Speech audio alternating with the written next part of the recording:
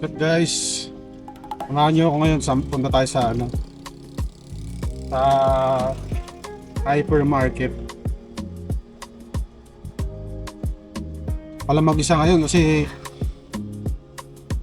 yung family ko is nasa Leyte, no? Bakasyon sila doon hanggang pasokan. Hanggang bago magpasokan.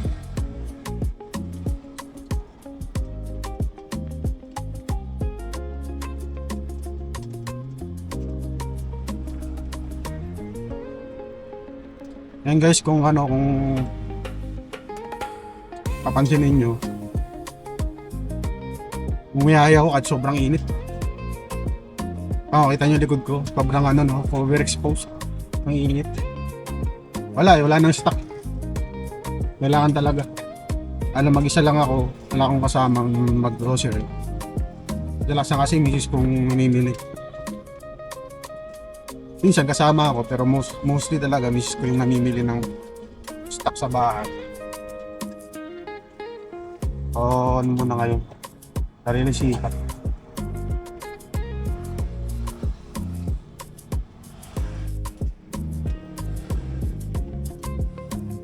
Baka hindi ko na i-vlog sa loob guys ha. Kasi hindi ko dala yung yung magnetic ko sa dibdib. Yung magnetic lanyard na kaya laging sa dibdib. Alam niyo naman siguro sa mga nakapanood na ng videos namin. So update ko na lang kayo pagka dumating ako doon. Tapos share ko na rin sa inyo kung ano yung mga pinamili ko. Since ako lang mag-isa, ang bibiling ko yung para sa akin na muna kasi 1 month pa naman sila doon. Tagal-tagal pa. Share ko lang pala sobra sa sa bahay namin dun sa Prime North, Sinayi. Sobrang lapit lang nitong hypermarket sa amin.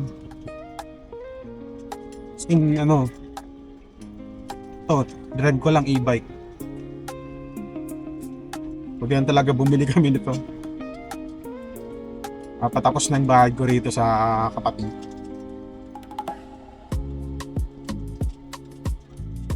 Okay, update ko kayo pagdating ko doon. Tapos paglabas ko ulit ng ng hyper. Okay. Okay guys, malapit na ako sa hyper market.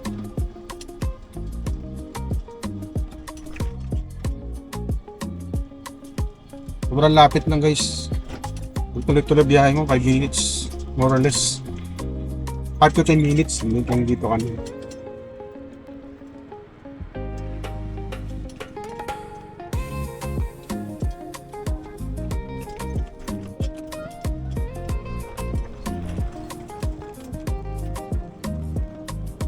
Guys, reaching to destination na.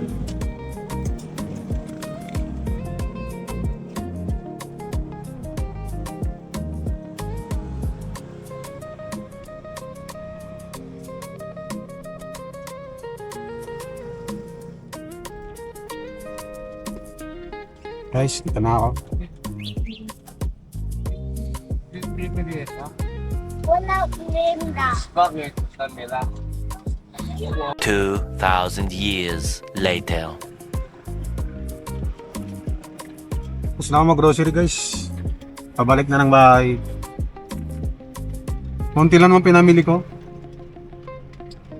Manok. Konting pizzeria.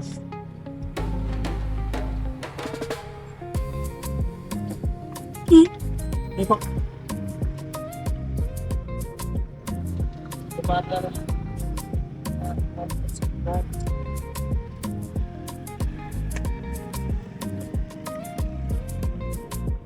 Guys, balik tayo.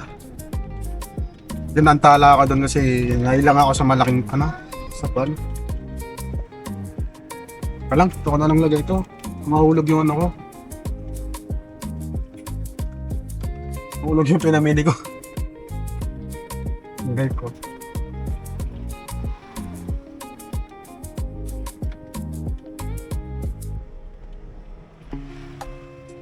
It was at this moment that he Ano ba knew yun? he fucked up.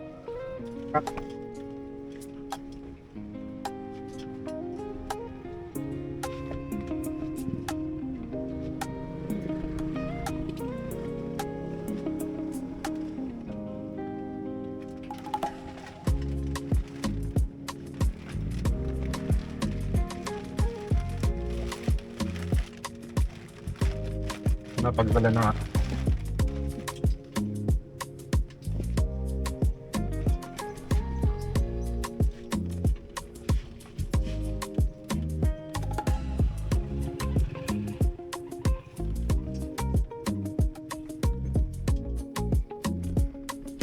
Hello guys, ang pagbabalik.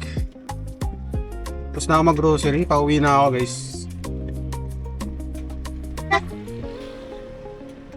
Pa ako mahulog dun sa bangin. Ay lang kasi ako sa dala ko guys na ano na pinamili ko.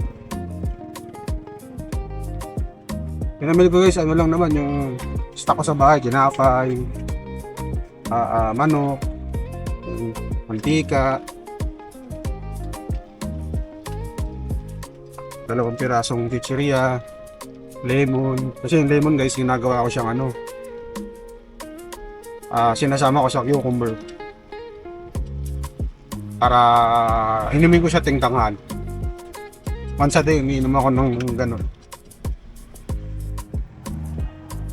Marati doon na lang din, fiber, saka rehydration.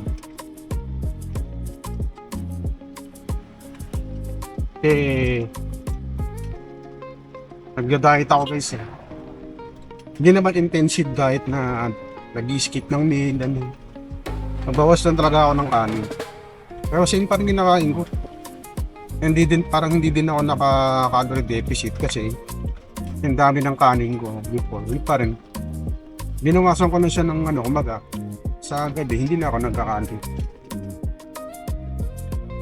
Ganun pa rin halos. Hindi lang ako nagkakanin sa gabi. If you know what I mean. Kasi matagal ako matunawan sa gabi. Nagbo-bloated ako kapag marami ang kinakain sa gabi. Kaya ganun yung ginawa ko. Tapos at the same time, binawasan ko na rin yung dami niya. Dati 2 cups of rice, 2 to 3 cups ako kadalasan pagka yung kainan. Pero dahil nga nagda-diet ako, minsan ginagawa kong tulang, 1/2. Depende sa dami ng sinaing. Pero hindi na ako maabot ng good.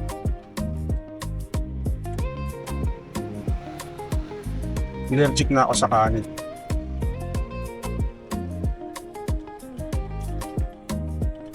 Kaya iniiwasan ko na kanin kasi para kahit pa paano buwas-buwasan ako ng sugar. Hindi naman ako diabetic, pero siyempre prevention is better than cure. May lahi kaming diabetes eh. Both sides. Kaya kailangan mag-ingat. Although di naman ako mahilig sa sweets. Mula nung nasira na yung ipin ko, yun, sa kakakain ng sweets, matigas, kape, tapos matami. Wala na nasira na, bihira na matamis.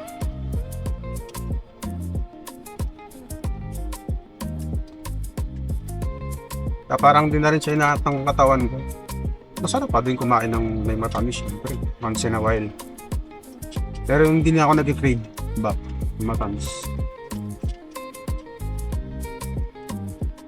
Hindi naman ako super healthy, pero I know for a fact na kahit pa paano, nakakabawas ako ng mga di ko dapat i-intake.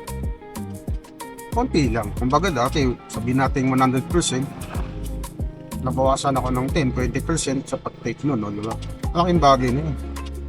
in the long run, pag pinagsama-sama mo yun, ano na yun eh, pare-pare, para ang effect nun iba na eh. Diba? Kaya ngayon, kahit pa paano, nabawas-bawasan yung pagiging bloated ko. Kasi nga, hindi na ako nagkakanin sa gabi.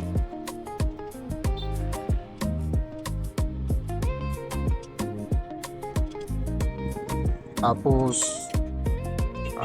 ngayon bumili kami ng ano to? Bumili kami ng air fryer para malesin yung oil intake namin. Siyempre, di lang naman para sa akin. Para sa amin lahat yun. So, pag-usapan namin ng misis ko na ano na kami, less na kami sa processed food. Siyempre, di mo maiwasan, hindi man tayo mayaman eh. Para maiwasan yung mga dilata, noodles, diba? Hotdog. Pero siyempre, hanggat kaya, itiwasan.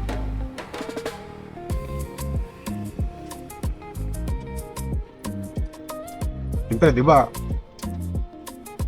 Ano na tayo eh? May edad na. Mahirap naman yung pag tanda na saka pa nang magbabago.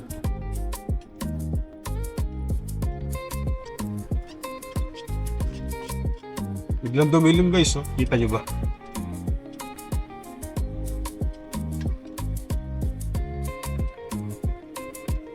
Yun, liwanag ulit.